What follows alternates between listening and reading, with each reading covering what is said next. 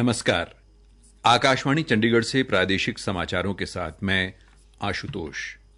प्रधानमंत्री नरेंद्र मोदी ने कल पेरिस पैरा ओलंपिक में भाग लेने वाले भारतीय खिलाड़ियों के साथ वीडियो कॉन्फ्रेंसिंग के जरिए बात की।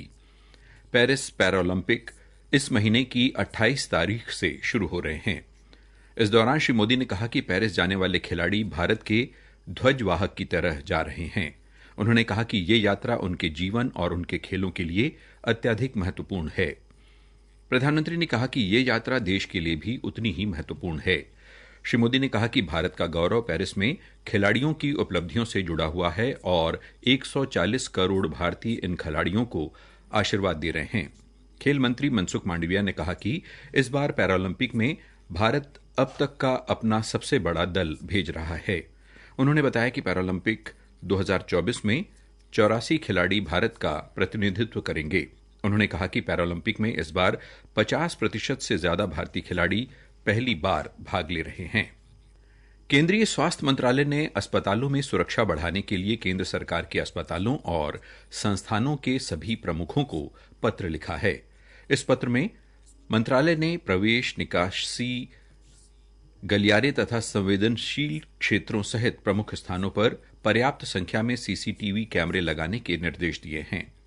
आपात स्थितियों में तत्काल प्रतिक्रिया के लिए एक नियंत्रण कक्ष भी स्थापित करने को कहा गया है। पत्र में यह भी कहा गया है कि उचित निगरानी, गश्ती और अस्पताल परिसरों की निगरानी के लिए पर्याप्त संख्या में सुप्रशिक्षित सुरक्षा गार्ड की तैनाती की जानी चाहिए।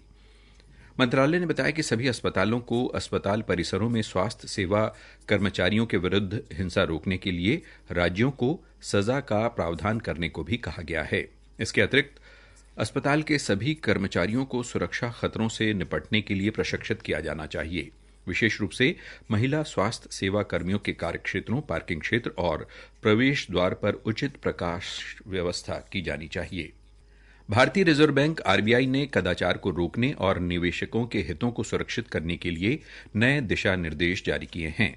इनमें यह सुनिश्चित किया गया है कि ऋणदाता लेन देन में मूलधन और ब्याज या दोनों के संदर्भ में होने वाले पूरे नुकसान को वहन करें। ऋण देने वाले या लेने वाली इकाइयां अपनी सेवाओं को निवेश उत्पादों के रूप में प्रचारित नहीं कर सकती हैं और वे ऋणदाताओं को मूलधन और ब्याज दोनों पर होने वाले नुकसान की जानकारी देने के लिए जवाबदेह हैं।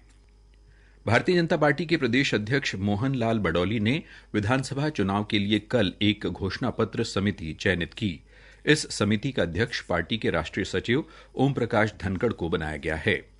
पार्टी के धनखड़ के अलावा समिति में 14 सदस्य शामिल हैं। पूर्व सांसद कुलदीप बिश्नोई के पुत्र एवं आदमपुर के विधायक भव्य बिश्नोई और तोशाम के विधायक किरण चौधरी को भी समिति में सदस्य के तौर पर शामिल किया गया है।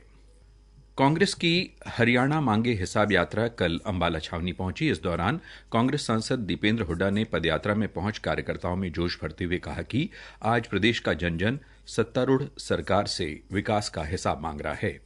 उन्होंने कहा कि भाजपा सरकार घोषणाएं करने में माहिर है। प्रदेश के लोगों ने बदलाव का मन बना लिया है और विधानसभा चुनाव में कांग्रेस की सरकार बनने जा रही है। जम्मू के उधमपुर जिले में हुए एक आतंकी हमले में सीआरपीएफ में तैनात जींद के कुलदीप मलिक की शहादत हुई है।